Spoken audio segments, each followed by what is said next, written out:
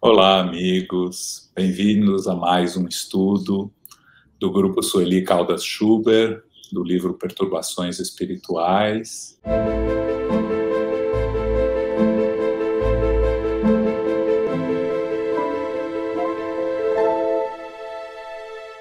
É uma alegria muito grande estarmos aqui reunidos novamente para essa discussão, para essa análise.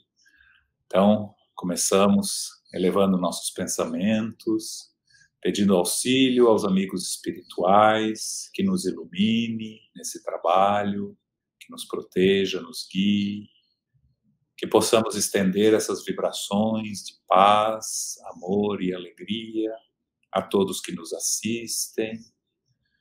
Agradecemos a nossa mentora, Sueli Caldas Schubert, por mais uma oportunidade de estarmos reunidos, ao Espírito Manuel Filomeno de Miranda e a Divaldo Franco, que nos trouxe e nos traz ainda essas obras magníficas que nos permitem evoluir em aprendizado, em alegria, em amor.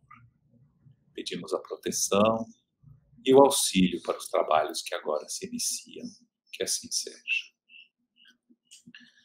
Então, hoje nós estamos estudando o capítulo 10, capítulo que se chama Encontro com a Verdade, e nós vamos chamar então nosso amigo Lincoln para nos trazer o resumo.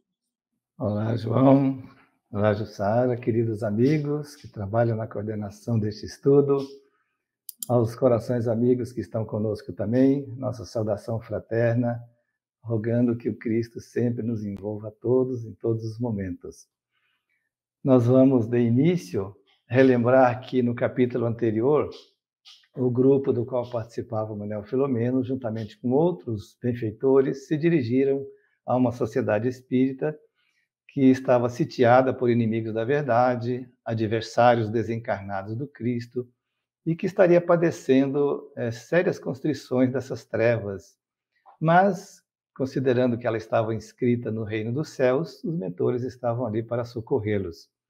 Então, foi programado pelos mentores da casa uma reunião que começou às 2 da madrugada, e ao final do capítulo tivemos a notícia que Manuel Filomeno nos deu de que um venerando mártir do cristianismo primitivo estaria presente, ou chegou para estar presente naquela reunião importante, e neste capítulo nós vimos que ele foi identificado como o irmão Macário.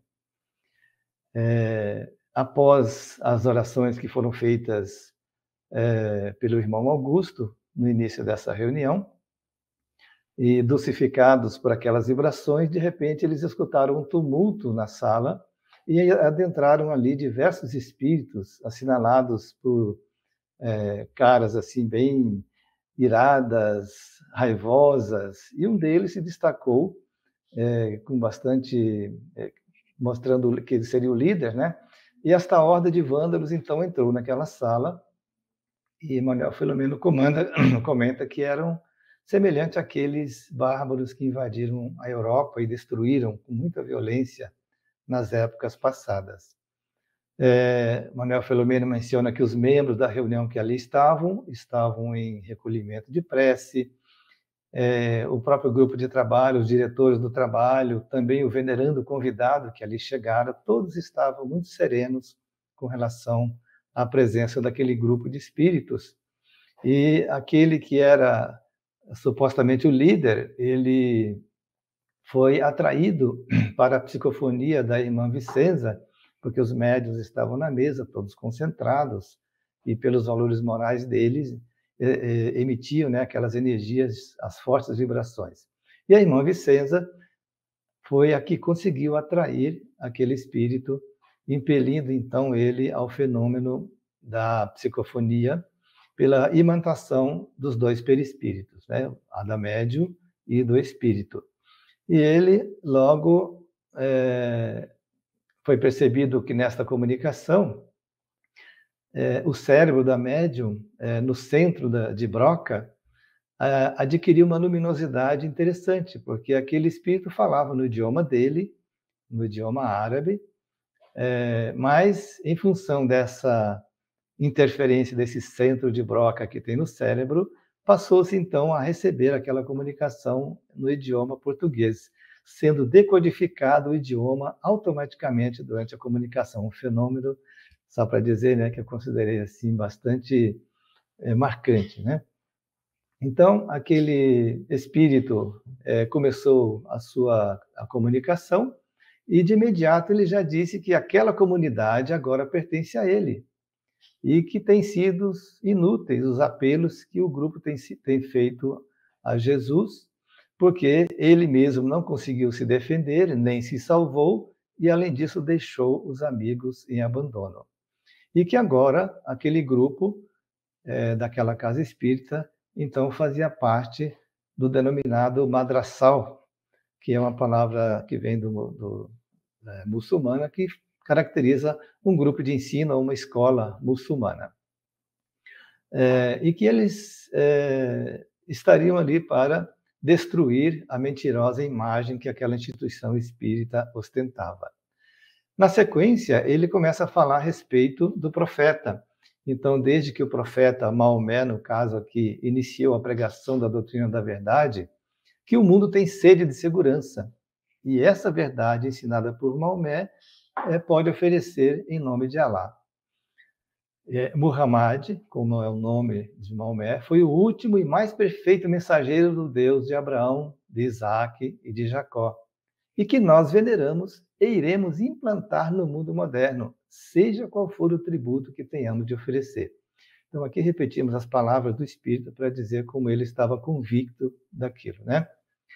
E disse também que eles não eram contra a mensagem de Jesus nem de Moisés, mas desde as lutas que foram travadas em Meca, em Medina, esses combates que foram feitos entre eles e os denominados demônios, que eram os outros, os cristãos, né? Eles então mudaram a sua opinião a respeito de Jesus. E ele menciona que, diante da rebeldia das massas e o entorpecimento da verdade, Maomé então veio para restaurar, por ordem do anjo Gabriel, em nome de Deus, mas que teria sido necessário usar a espada para implantar o Corão e suas sagradas leis. E ele pergunta: será possível que ainda não tenhais visto a luz que vem de um amanhecer banhado de sangue, necessário para a construção do mundo novo? Aí temos a opinião do Espírito a respeito do projeto que quer levar adiante. Sois nossos adversários, diz ele, desde os primórdios da implantação da mensagem derradeira que se espalhou pelo Irã e outros países, alcançando a Península Ibérica, onde fomos amaldiçoados em guerras de extermínio e impiedade. Hoje temos a ajuda lúcida e poderosa de organizações espirituais judias que se nos unem para vencer o falso Messias. Ele continua mencionando fatos históricos. Na Península Ibérica, os reis católicos, Fernando e Isabel, com a vitória em Córdoba e Granada em 1492, exigiu a rendição deles moral e espiritual, isto é, a adesão ao cristianismo, e eles foram empurrados cruelmente para Portugal e para o exílio, onde foram vítimas das mais terríveis crueldades com eles. Logo depois, na Batalha de Lepanto, em 1571, no reinado do Papa Pio V, que expulsou os mouros da Europa, as repetidas investidas geraram ódio aos discípulos do carpinteiro contra nós, contra eles, no caso, né? E feriram de morte a alma dos fiéis a Alá e ao seu profeta Maomé. Então, diante desses sofrimentos, eles resolveram reagir, mas depois do Holocausto, quando os cristãos assassinaram os judeus com rudeza e covardia, eles se reuniram em hostes para lutar ainda mais. Então, o Espírito, nesse momento, ele não se identifica quem ele era, mas diz o que ele era. Eu sou mulá, doutor canônico do Islã, de alta responsabilidade e com o magno dever de defender o nosso rebanho, que um dia, não muito distante, tomará toda a terra. Trata-se de uma fatalidade histórica e com origem divina. A terra será o reinado do Islã e a Sharia será a única lei do planeta, em total obediência aos sagrados postulados do Corão. Depois dessas palavras e fazendo uma pausa, o Espírito permitiu então que o irmão Macário, aquele mártir do cristianismo que compareceu à reunião, pudesse também colocar as suas primeiras palavras, respondendo em voz de uma tonalidade que contrastava fortemente com o tom de desrespeito do espírito que ali estava se comunicando, no caso, o mulá. E começa dizendo: seja bem-vindo, irmão.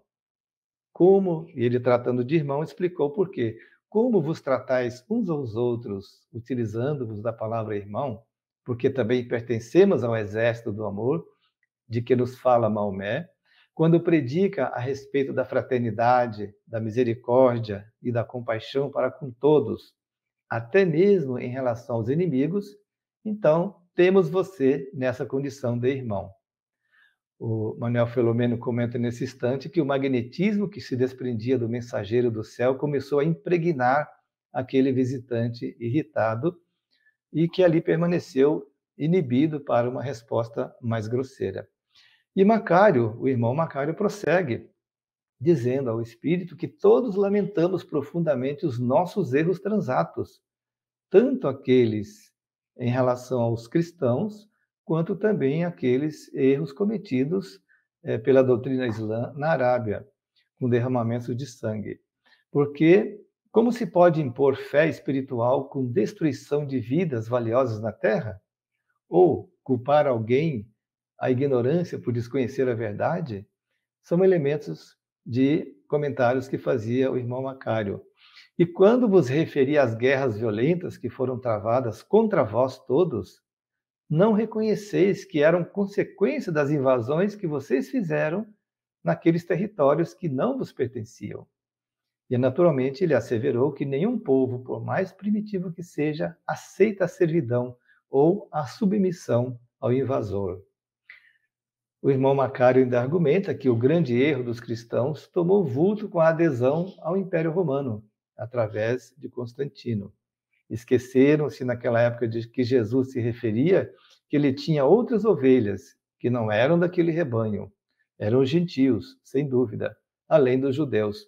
Mas o orgulho, porém, esse câncer devorador do ser humano, se sobrepôs e induziu os seus adeptos, no caso os cristãos, a comportamentos alucinados. O irmão Macário continua dizendo que todos somos filhos de Deus, pouco importando o nome que se lhe atribua, mas que a partir da adoração às forças da natureza alcançou-se determinada idolatria.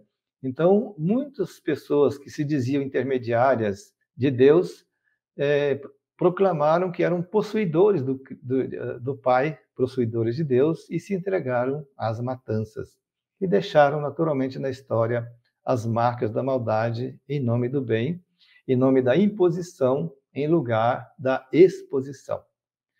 E ele fala também que o mundo espiritual nunca deixou de comunicar-se com o físico, mantendo as informações seguras da vida após a morte. Mas a inferioridade moral dos religiosos de todos os matizes continua impondo-se cruel. E dominadas, esse tipo de dominação, por criminosos, por espíritos não menos cruéis do que eles, que exploram psiquicamente esses religiosos que ele menciona. Então ele fala para o espírito que esta comunidade continua pertencendo a Jesus e não a vós, ou a qualquer outro agressivo dominador de um momento. Jesus reina e o seu poder de amor ultrapassa qualquer capacidade humana de entendimento. Respeitamos todas as crenças, comportamentos, mas não nos cabendo impor os princípios nossos a ninguém. Porém, vamos utilizar os nossos conhecimentos e os instrumentos da fé e da paz para defender também tudo aquilo que nos ameace, dizia o irmão Macário. Manuel Filomeno menciona que nesse instante o inditoso mulá espumava através do médium. E na sequência ele fala que não há muito quando da nossa decisão de acabar com o cristianismo, consideramos que muitas das denominações religiosas que o mantêm são extravagantes e sem reservas morais para sobreviver por si mesmas, estando ameaçadas de autoextinção. E o Mulá continua dizendo, mas os infiéis da terceira revelação, desejosos de manter na terra a ficção do reino da fraternidade, despertaram-nos a atenção e passamos a visitá-los e vê-los quão fracos e ferozes também são. Então, passamos então a investir no enfraquecimento das suas fileiras, na desmoralização dos seus postulados. Somos inimigos irrecuperáveis, e aqui estou, atraído pela necessidade de defender os nossos cooperadores infiltrados na instituição, como noutras também em plena decadência. O período de glórias e de entusiasmo das primeiras horas já passou. Agora ficou a rotina em atividades de pequena monta. Somos aficionados do escândalo, das acusações graves e infamações, para desmascarar essa corja de aproveitadores astutos que se encontra no poder momentâneo do movimento espírita. Sim, alguns de vós sois conhecidos nossos, e estivestes naqueles dias de turbulência e de criminalidade, usufruindo naturalmente dos haveres que eles tinham e com a vossa sede de glória e prazer. Mudastes pouco nestes séculos, diz o Espírito, mantendo a máscara da bondade, da voz suave e o sentimento pervertido, a conduta moral chã e a fé claudicante.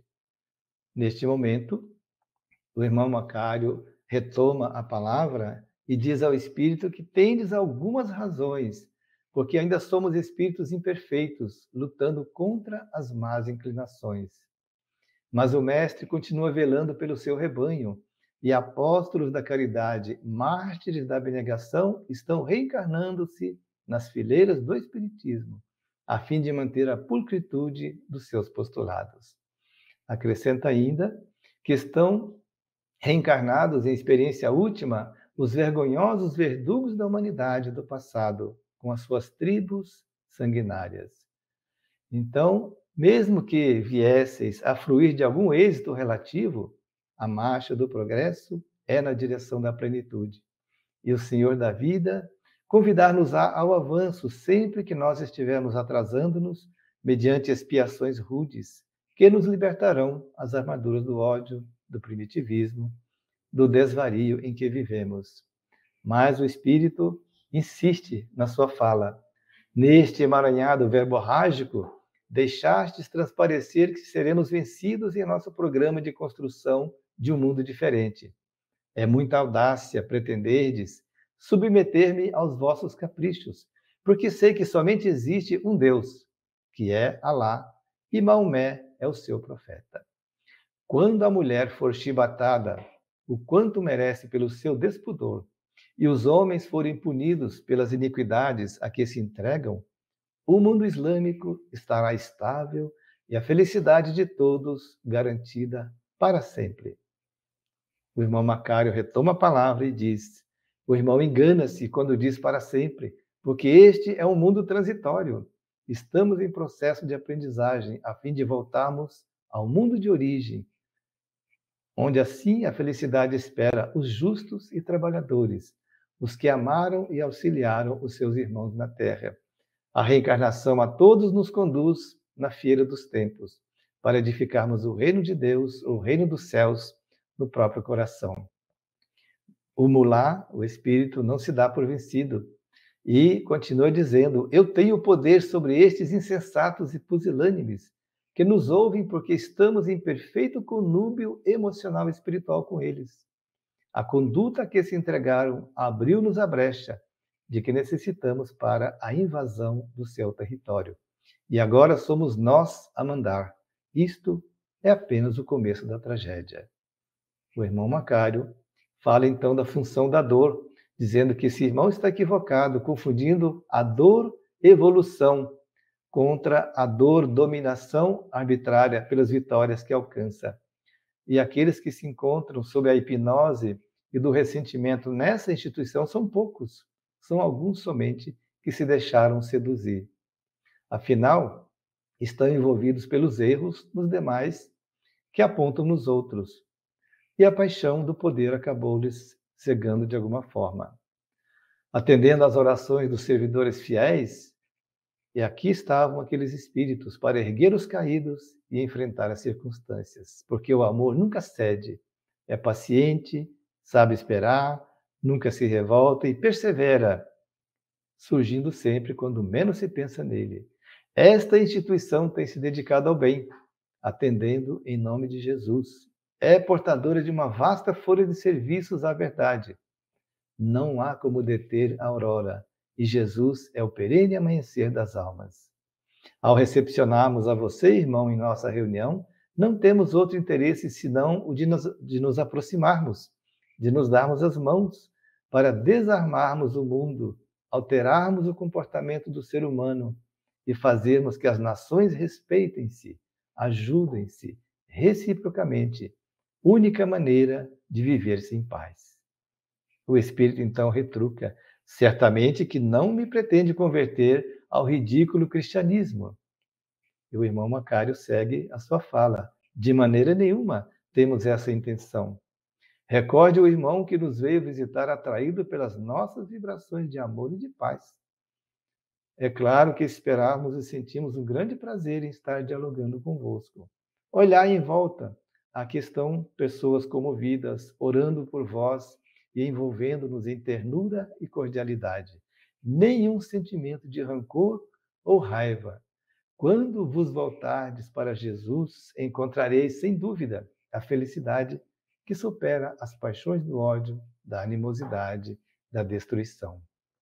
E a partir daí, também vós inspirareis a fraternidade aos nossos irmãos que hoje matam desapiedadamente, ameaçando o mundo com o terror. Esse período já não encontra ressonância na sociedade sofrida de hoje. Manuel Filomeno, então, comenta que o comunicante não pôde ocultar todo o escárnio que sentia diante daquelas observações e estrugiu ruidosa gargalhada, enquanto expressava-se no seu idioma palavras que seriam de desacato ou de infâmia.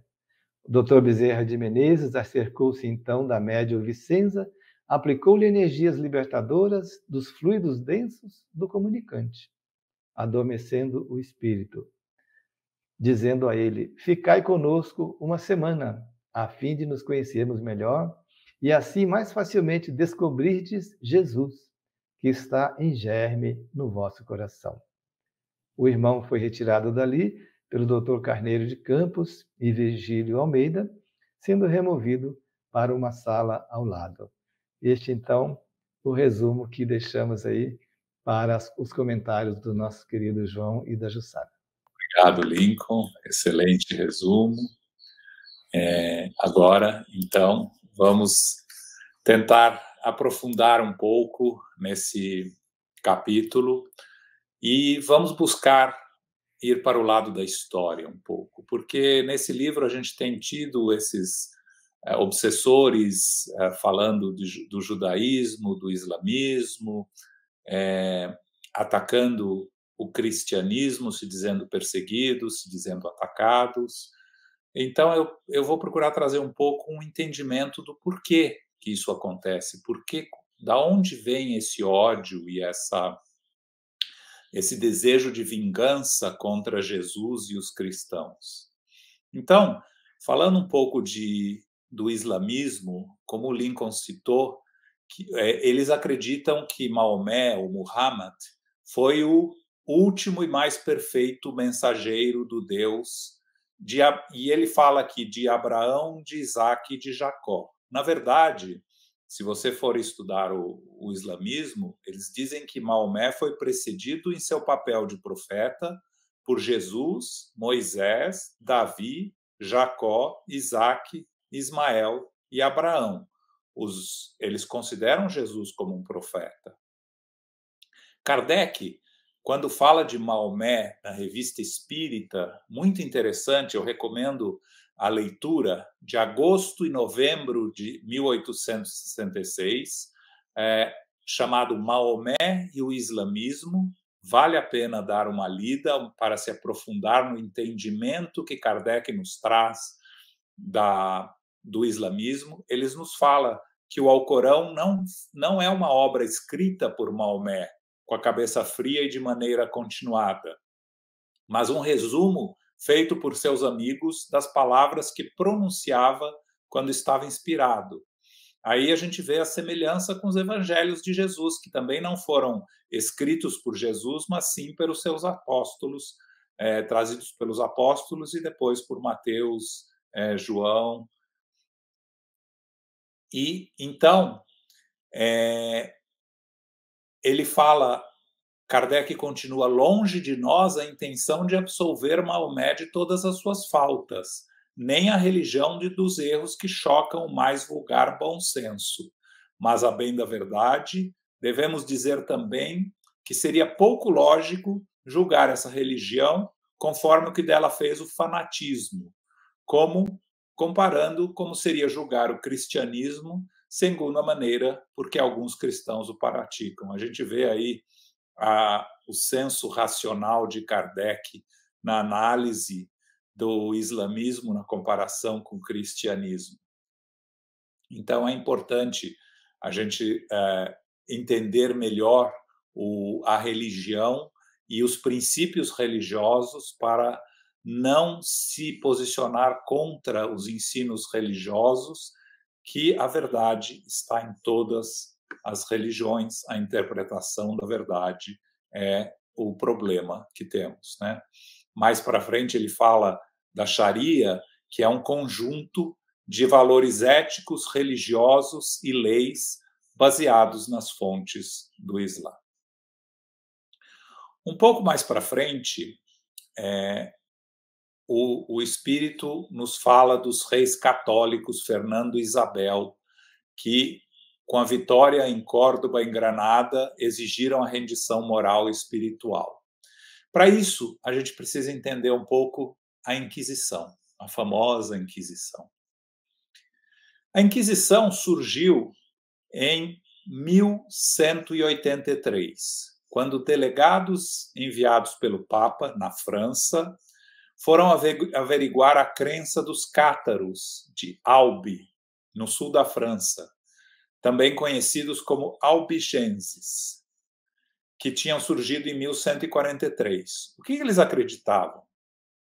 Eles acreditavam que existia um Deus para o bem e outro para o mal, que Cristo seria o Deus do bem, enviado para salvar as almas humanas, e Deus, criador do mundo material, seria o Deus do mal.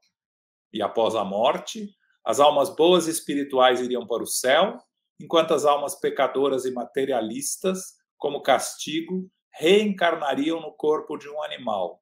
Olha o conceito da reencarnação em 1143. Um conceito um pouco prejudicado pelo entendimento, mas já existindo aí o conceito da sobrevivência da alma e a volta da alma para uma nova reencarnação.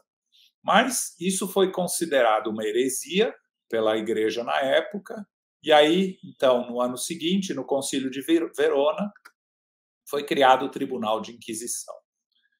O Tribunal de Inquisição daí se espalhou para os outros países católicos, principalmente Espanha, Itália e Portugal, e como nos fala esse espírito, os reis católicos, que na verdade eram os reis de Castela e Aragão, naquela época a Espanha era uma série de reinados, não era um país, era um conjunto de reinados, e os reis dessas regiões pediram ao Papa a autorização para a introdução de uma Inquisição na Espanha.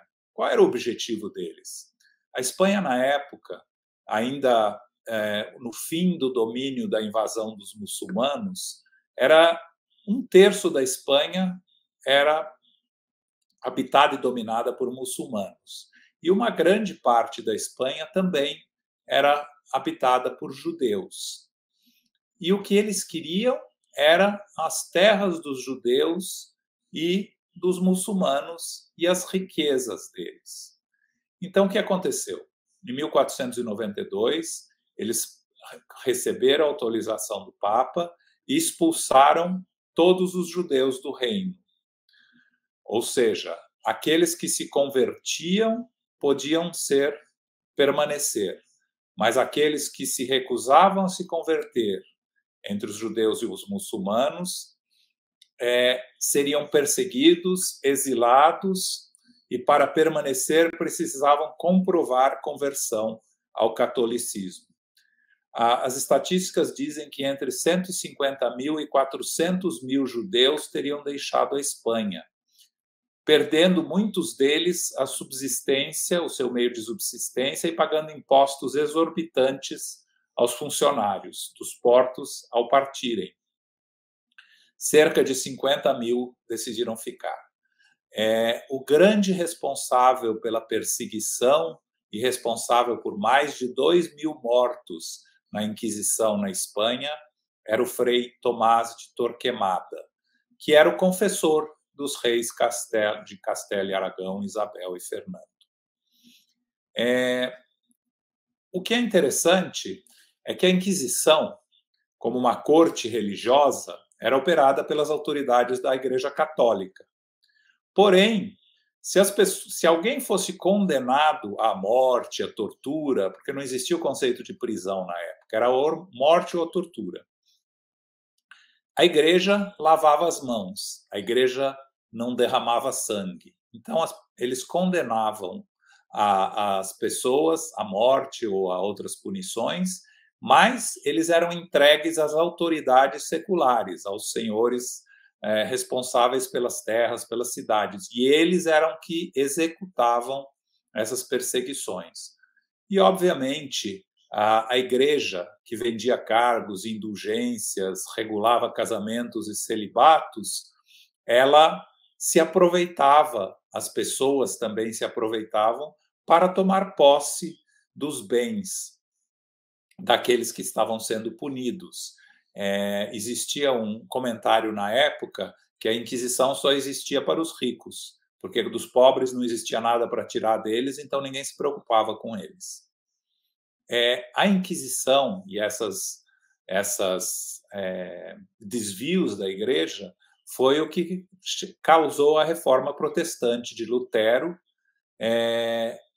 que causou também uma migração desses judeus para fora da Europa e vieram aqui para o Brasil, para o Brasil, né? Eu estou aqui em Nova York, mas a Inquisição no Brasil, que é importante a gente mencionar, teve início tardiamente.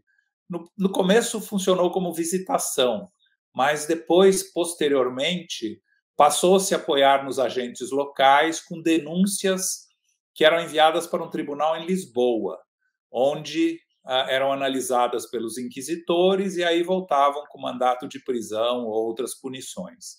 Nunca chegou a existir um tribunal da Inquisição no Brasil. Outras coisas interessantes que vale a pena a gente mencionar: por que se queimavam na fogueira? Porque eles acreditavam que, se queimando o corpo, se purificava a alma. Então, por isso é que se queimavam os infiéis na fogueira. Outra coisa interessante também, todos nós conhecemos o Auto de Fé das Obras Espíritas em Barcelona, em 9 de outubro de 1861, onde um bispo de Barcelona, o bispo de Barcelona, mandou queimar inúmeras obras espíritas que tinham chegado a Barcelona para ser distribuídas. Por que queimar a obra na fogueira? Ainda existia a Inquisição na Espanha, já não se queimavam pessoas, mas aí eles queimam livros para apagar as ideias, mas, como a gente sabe, só fortaleceu ainda mais o espiritismo. No A Caminho da Luz, Emmanuel nos fala dos abusos, no capítulo 18, dos abusos do poder religioso.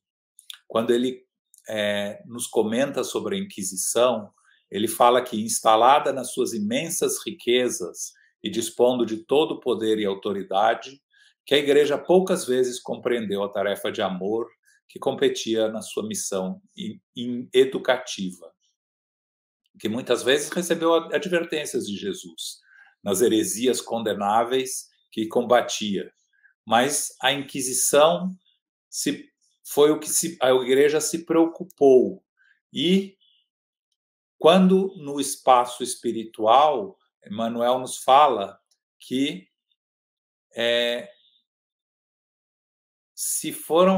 foram enviados mensageiros de Jesus para tentar modificar a Igreja. Martinho Lutero foi um deles. O nosso querido Francisco de Assis, um dos maiores apóstolos de Jesus, desceu à Terra nessa época. Resplandeceu em Roma.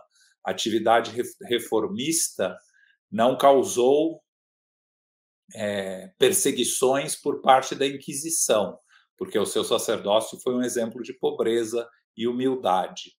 Mas a Igreja, infelizmente, não entendeu a lição e ainda mais uma vez não aceitou as dádivas de Jesus. Emmanuel nos fala que a Inquisição foi obra direta do papado e que terão de prestar contas na justiça divina e que não se pode justificar a existência desse tribunal espantoso cuja ação criminosa e perversa entravou a evolução da humanidade por mais de 6 longos séculos. E a gente vê aí que ainda enfrentamos as consequências desse processo de perseguição a nossos irmãos de outras crenças que ainda não conseguiram encontrar um perdão, ainda não conseguiram encontrar um entendimento superior. Só para finalizar, ele também fala dessa Batalha de Lepanto, em 1571, no reinado do Papa Pio V. A Batalha de Lepanto foi um conflito naval que foi travado entre a esquadra da Liga Santa, que era o exército do Papa, com aliados da Espanha e de Portugal e da França, contra o Império Otomano, que era o império que dominava toda a parte do sul da Europa e a Turquia, Grécia e a região. E eles estavam se espalhando cada vez mais. E aí a Liga Santa conseguiu vencer o Império Otomano no dia 7 de outubro de 1571, em Lepanto, na Grécia. E essa batalha, por que ela é muito importante? Porque ela representou o fim da expansão islâmica no Mediterrâneo. Então, é importante a gente ter esse conhecimento histórico para um entendimento melhor das razões desse ódio desses espíritos contra os nossos trabalhos aqui do Espiritismo. Esse era o resumo da minha parte também. Então, agora nós vamos passar a Jussara para fazer mais comentários sobre esse capítulo. Obrigada, João. Obrigada, Lincoln, pelo excelente resumo. Olá para todos, que alegria estarmos mais uma vez juntos para podermos continuar examinando com uma lupa, com uma lente de aumento, todas essas considerações que Manuel Filomeno de Miranda nos traz nesta sua obra, através de Divaldo Pereira Franco.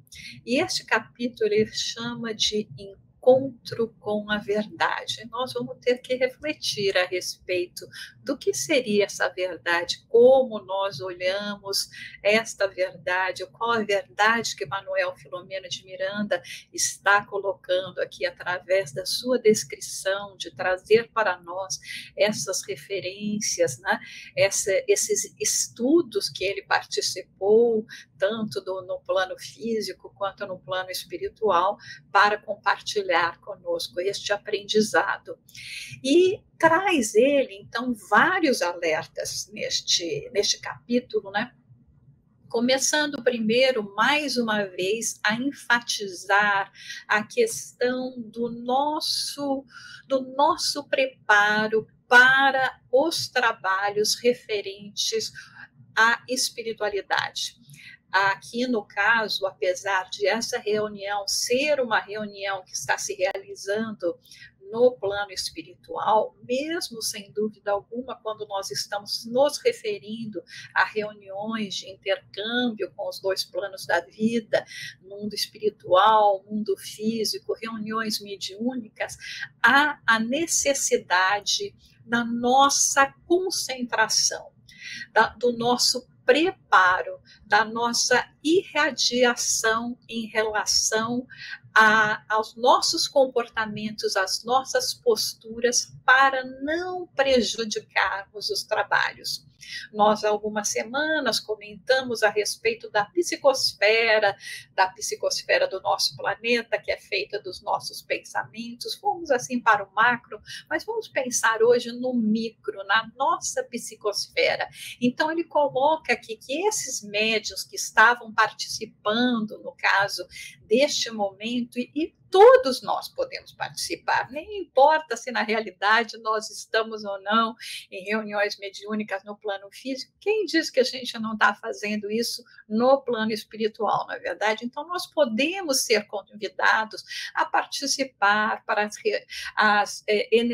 energizar as pessoas que necessitam, para fazermos as doações dos nossos fluidos também. Então, ele enfatiza, né, esse momento para o preparo, considerando a gravidade do que estava ocorrendo. Como o Lincoln nos falou, já desde o capítulo anterior, nós vimos aquela instituição espírita que estava sofrendo assim um assédio, um ataque por parte desses que se consideram assim os inimigos do Cristo, né? Como o João bem explicou em relação a tudo que aconteceu no período histórico, a todas as perseguições que eles acabaram sofrendo, que os levaram, infelizmente, a condenar o Cristo em vez de compreender que eram os representantes do Cristo, que não representavam o Cristo como deveria. E é interessante, então, quando ele fala aqui a respeito dessa entidade que começa a se comunicar, né, esse mulá, né, que é o doutor canônico do Islã, quando ele vem com aquela agressividade, se comunicando através da irmã Vicenza, né, que ele traz a comunicação dentro de um pensamento, de uma verbalização do seu pensamento, por assim dizer, naquele idioma oriental que ele estava acostumado a utilizar, mas que nesse processo de mediunidade o que nós realmente vivimos é o pensamento, são as imagens, né?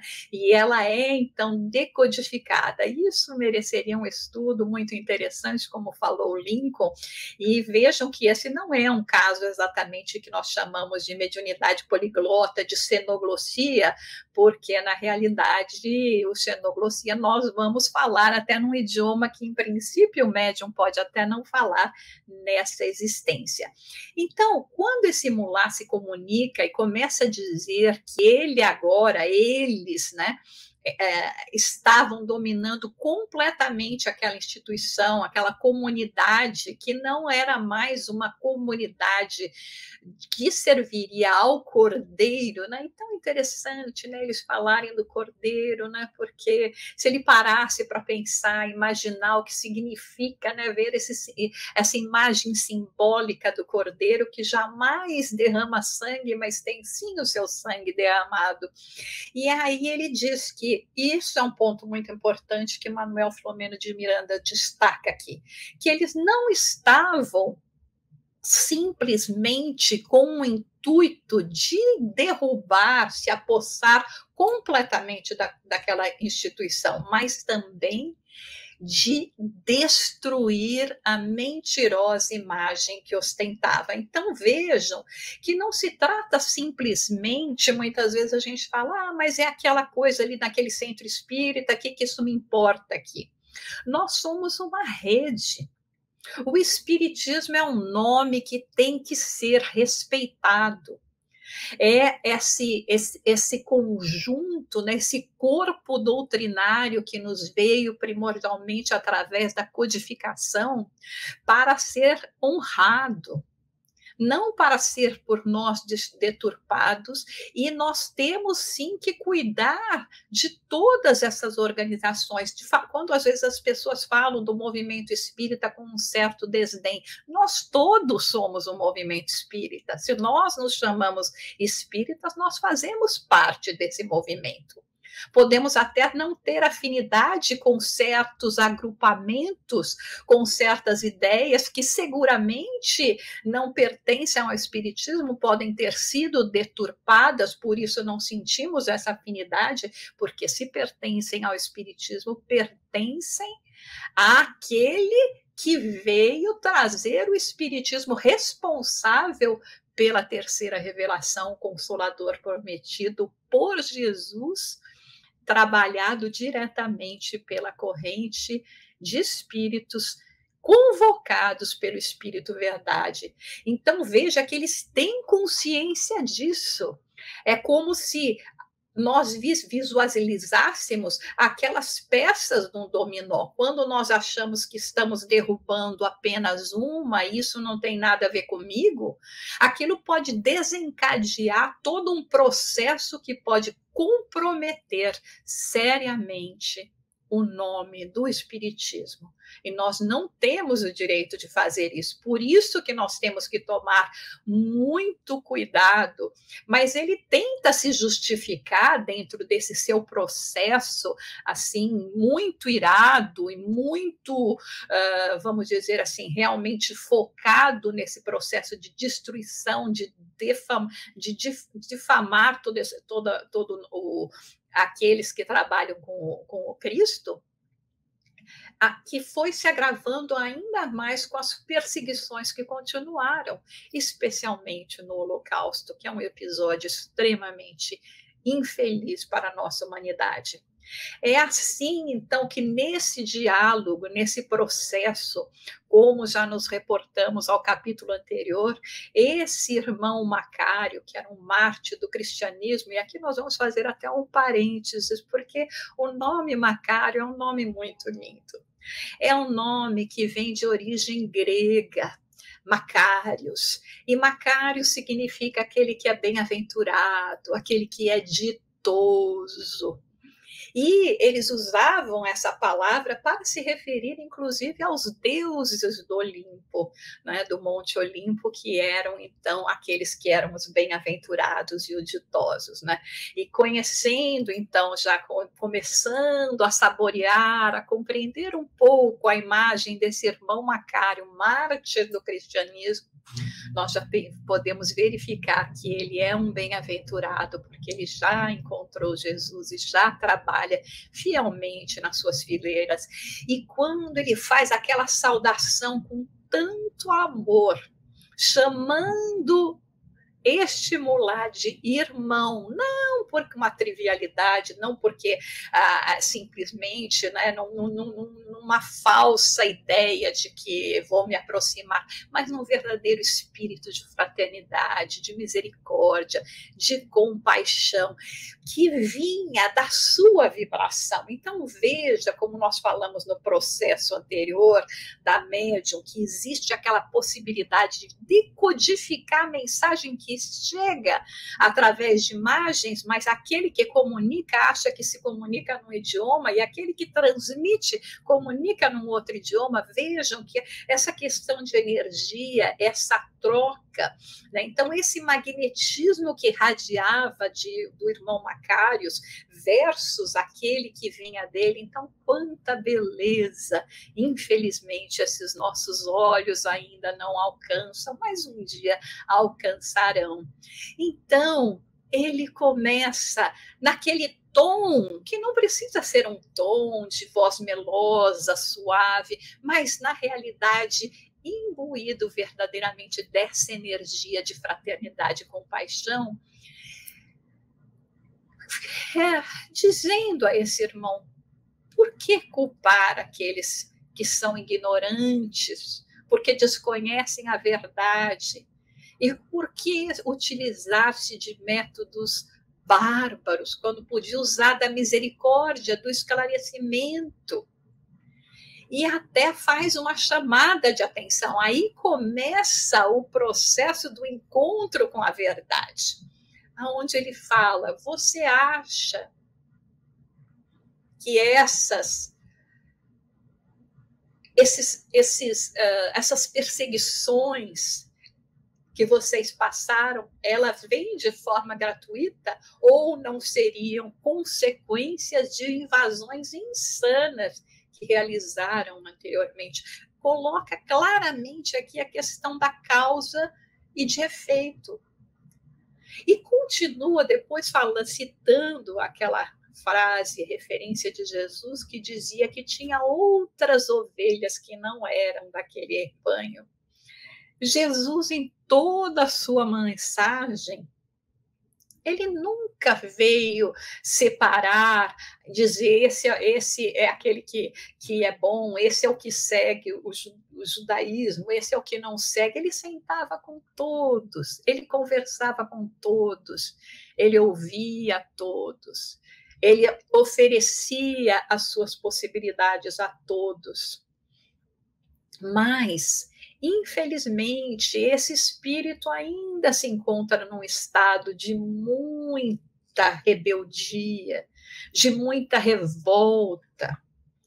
E Macários fala: nós sabemos que essa ideia de Deus único sempre veio, não importa o nome que se davam, periodicamente transformando na Terra. Começamos adorando as forças da natureza, depois começamos a ter assim uma idolatria aos totens que fazíamos, passamos por vários estágios até podermos ter chegado a essa terceira revelação. Mas com isso, o irmão Macários mostra que nunca faltou a presença espiritual.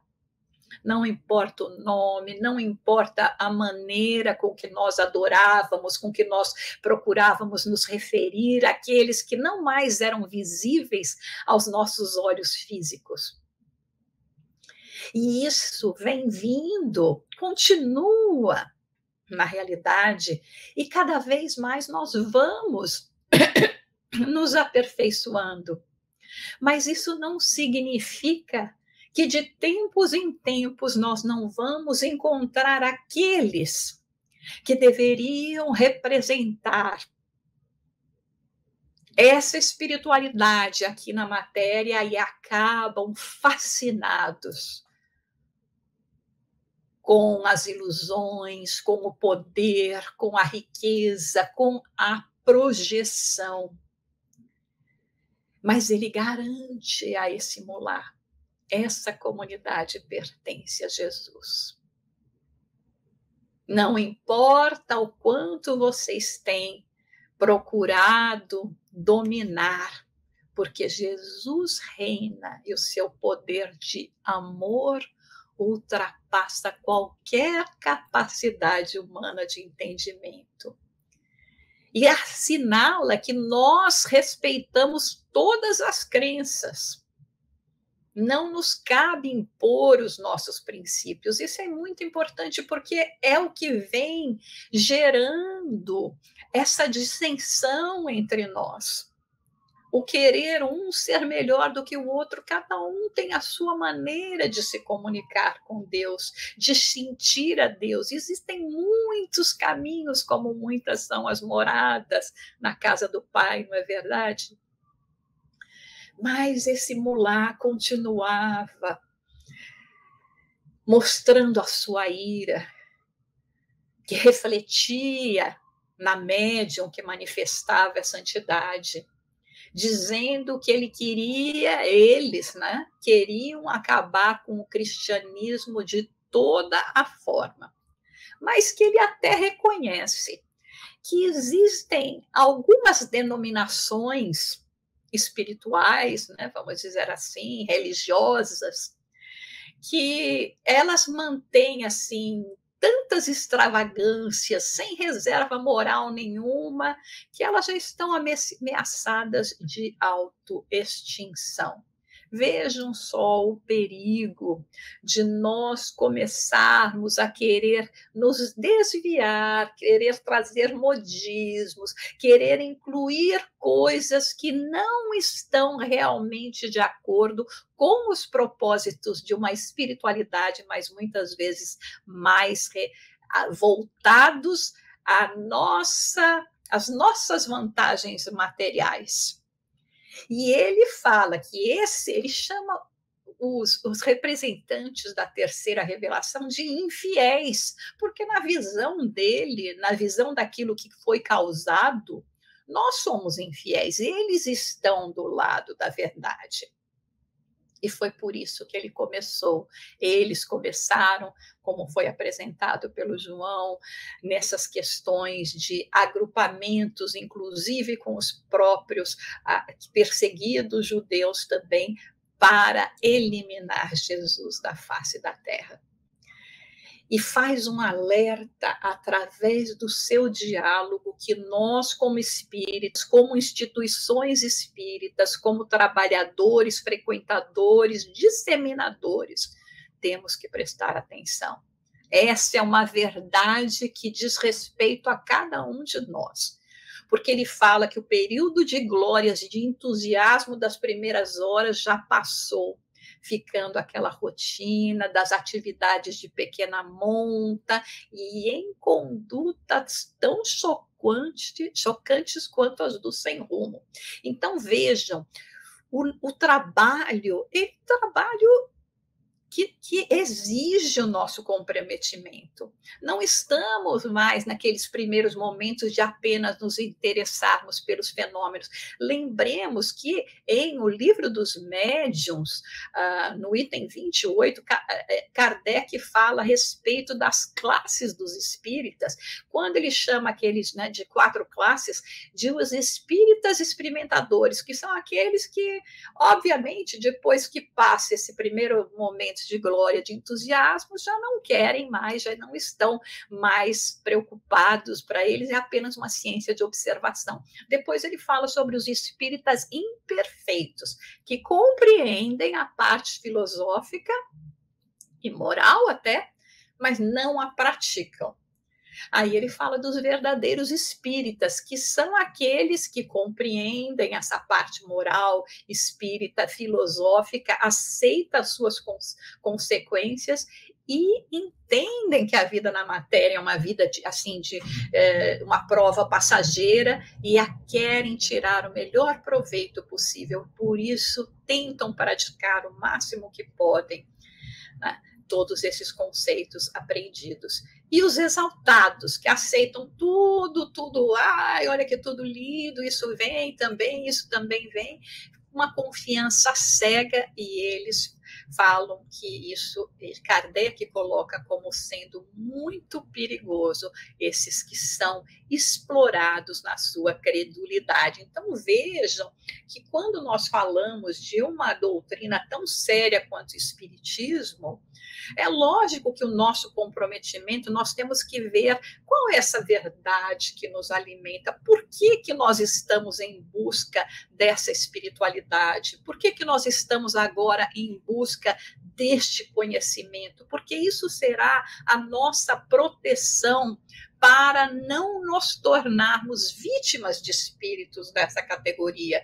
Nossos irmãos ainda que sofrem, mas que estão equivocados, que estão ainda presos nessa rebeldia, nessa vontade de retaliar, sem compreender os seus próprios atos, sem ter feito esse encontro com a própria verdade deles. É por isso que a nossa verdade, qual deveria ser? De nós nos analisarmos. O Espírito Joana de Ângeles nos convida incessantemente a refletirmos a respeito de nós mesmos, a trabalharmos e persistirmos na nossa transformação interior, porque esse Espírito, ele fala, nós temos conseguido influenciar, né, negativamente essa instituição através de brechas que os seus trabalhadores e frequentadores estão permitindo assim. Mas Macário diz, olha, nós sabemos que nós temos também o nosso passado. Nós sabemos que somos culpados, que trazemos assim os nossos erros, os nossos equívocos, mas agora estamos conhecedores dessa verdade, procurando trabalhar de uma forma que possamos sim estar juntos com o Cristo e realizarmos o melhor que pudermos. E Manuel Filomeno de Miranda, ele é muito especial, realmente, que ele coloca assim, né, de uma forma assim tão ligeira que pode passar desapercebido, né? Quando Macários comenta, né, que como não ignorais, estão reencarnados em experiência última os vergonhosos verdugos da humanidade do passado.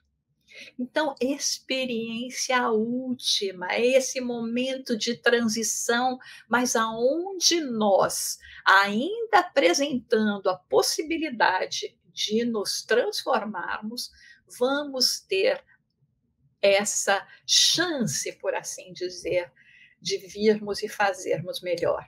Então, é lógico que esses que vieram assim com um passado ainda mais difícil, eles podem estar mais suscetíveis dessas provocações, dessas presenças. De qualquer forma, nos coloca Macários que a marcha do progresso é na direção da plenitude. Agora, basta nós, neste momento em que nós nos encontramos, definirmos aonde nós queremos ir. Com quem nós estaremos fazendo essa comunicação? Vamos nos deixar seduzir por essas hostes que procuram utilizar os momentos que somos agraciados quando passamos pelas adversidades, porque é uma forma de nos manter na rota. Lembrando o comentário de Joana de Ângeles, um Evangelho segundo o Espiritismo, a dor é uma bênção que Deus envia aos seus eleitos. Então, quando nós estamos, de alguma forma, nos desviando, às vezes vem aquele processo de dor para ficarmos ainda mais alerta.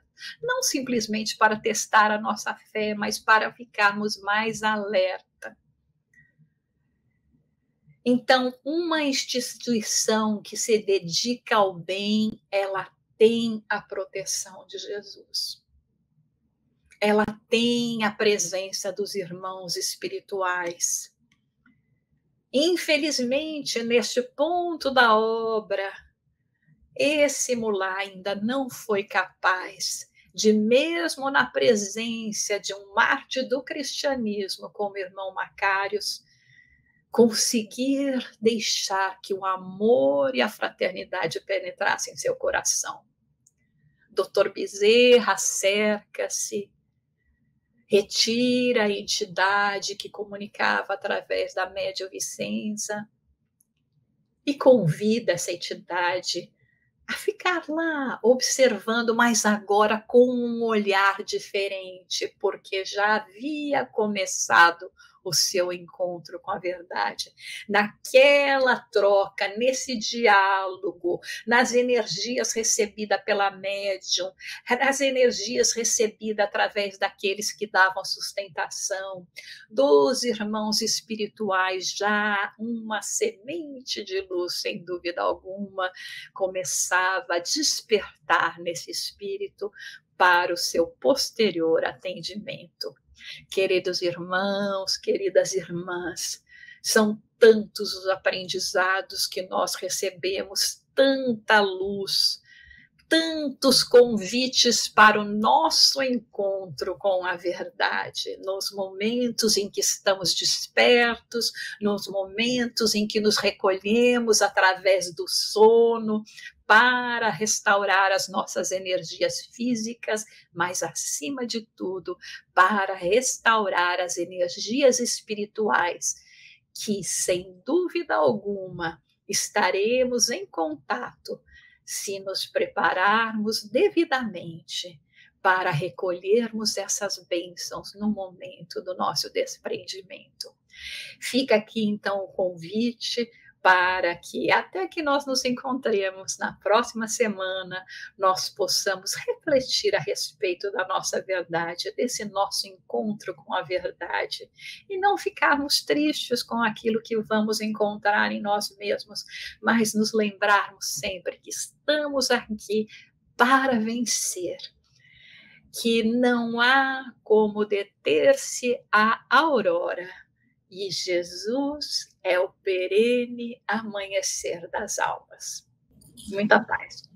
Obrigado, Jussara, por esse aprofundamento tão brilhante, de tanto aprendizado, de tanta iluminação a todos nós. Então, com as suas palavras, só temos a agradecer a todos, convidar para estarmos novamente reunidos na próxima semana.